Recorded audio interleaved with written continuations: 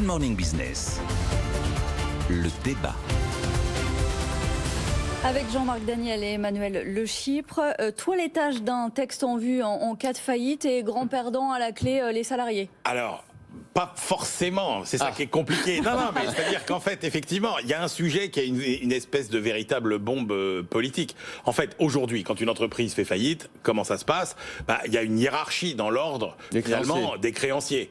Et clairement, en France, aujourd'hui, ce sont les salariés qui sont prioritaires via alors un organisme dont seule la France a le secret, qui est l'Association pour la gestion du régime de garantie des créances des salariés. Donc après la liquidation judiciaire, en fait, cet organisme récupère l'argent et c'est lui qui a avancé les salaires aux entreprises. Et les autres créanciers passent derrière, URSSAF, les administrateurs, les clients, les banques, etc., etc. Et donc là, effectivement, il y a un projet de loi qui résulte de la transposition de directives européennes qui dit ce serait plus aussi automatique que ça. Donc ce serait plus forcément tout le temps les salariés qui passeraient avant. Qui déciderait ? Les autres créanciers. Alors en fait, l'idée, ce serait plus...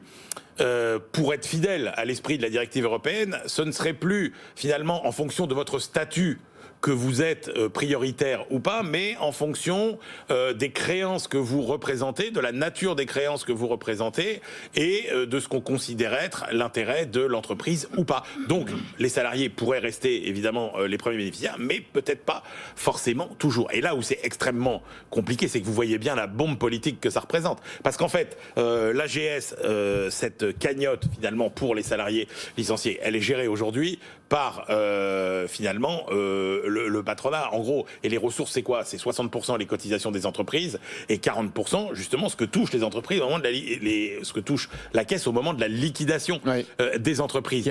Et donc on voit bien que la menace, c'est que cette cagnotte, elle est moins de ressources au moment où il y a de plus en plus d'entreprises qui risquent de faire faillite, de plus en plus de gens à indemniser. Et donc, ce que disent les syndicats, c'est au bout du compte, ce qu'il y a, c'est une moindre indemnisation pour les salariés. Et attention, syndicats de salariés et syndicats de patrons qui ont le même combat aujourd'hui, ou bien...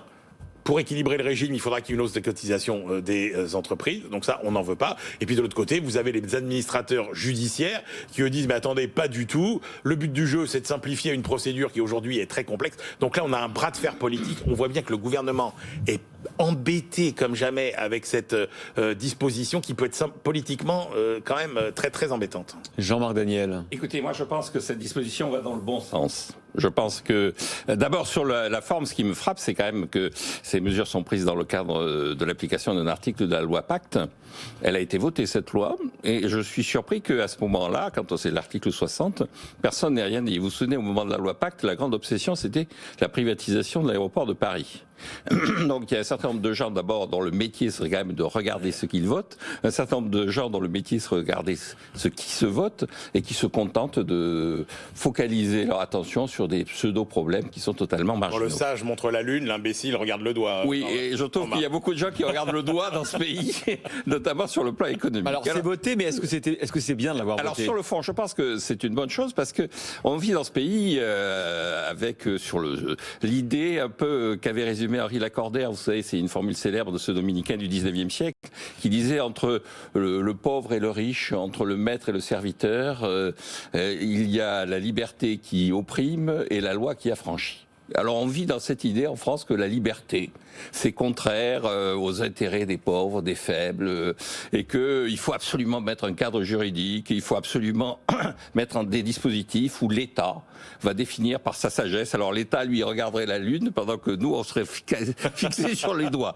Eh bien, je maintiens, j'affirme, je soutiens que les gens qui liquident des entreprises dans les autres pays, les gens qui liquident les entreprises dans les pays notamment de common law, c'est-à-dire dans des pays où la jurisprudence joue un rôle très important, sont plus à même de prendre une décision cohérente sur la base de la situation réelle de l'entreprise qu'un cadre prédéfini, rigide, qui va avoir comme process. Il ne faut pas comme présupposer dire que dans tous les cas, on privilégie les salariés? Non, On leur paye leur salaire? Ah ben, je pense que ça doit être une des priorités, mais ça ne doit pas être une exigence absolue. Il y a des circonstances où il y a des gens, effectivement, qui sont en situation de devoir passer avant l'AGS. C'est pas les salariés, c'est l'AGS. Oui, oui. C'est-à-dire, on est en train de dire que les intérêts des salariés, encore une fois, c'est les intérêts de tous ces organismes plus ou moins paritaires qui ont été mis en place. Et donc, on est dans une situation de de cet héritage du catholicisme social du 19e siècle, où on prend les gens en main, où on leur dit ce qu'il faut faire, et on leur dit, mais rassurez-vous, nous, on incarne votre bien-être, surtout ne regardez pas ce qui se passe. Non, mais ce qu'on nous dit, je comprends, on va nous dire, les salariés sont quand même préservés, mais pas forcément l'AGS, sauf que l'AGS, in fine, c'est la socialisation des pertes. Bien sûr. Si jamais il faut renflouer les caisses de l'AGS. C'est ça qui est compliqué, c'est quand même que alors ils ont emprunté un peu parce que ils avaient fait des provisions. D'ailleurs, il faut reconnaître que la nouvelle équipe qui gère l'AGS a plutôt bien géré la situation. Donc il faudrait déjà qu'effectivement il y ait plus de sous dans les caisses de l'AGS. Donc c'est une menace à terme. Mais effectivement, Jean-Marc n'a pas complètement tort. C'est-à-dire qu'en fonction des cas, on peut pas reprocher finalement de vouloir mettre un peu de pragmatisme dans la gestion des liquidations. Le problème, c'est que vous voyez bien que politiquement, c'est un dossier qui est explosif. Pourquoi ? Parce que d'abord, cette idée qu'on remet en cause les droits des salariés au profit, évidemment, des banquiers, forcément, parce que c'est un peu ça l'idée, c'est politiquement explosif, et ça l'est encore plus à un moment où la crise sanitaire va provoquer une augmentation des faillites, et donc qui dit augmentation des faillites dit moins d'entreprises, donc moins de cotisations pour l'AGS, que on voit bien qu'il y a une sensibilité exacerbée à toutes les problématiques de détérioration du tissu social, etc. Et ça va encore passer pour une méchante loi qui défend les grands patrons, les riches, au détriment des plus défavorisés. Donc c'est un bâton merdeux ce dossier. Merci Emmanuel Le Chypre, Jean-Marc Daniel. Et d'ailleurs, rien n'est décidé encore. Non, c'est le projet d'ordonnance. Le débat ne fait que commencer. Le débat ne fait que commencer.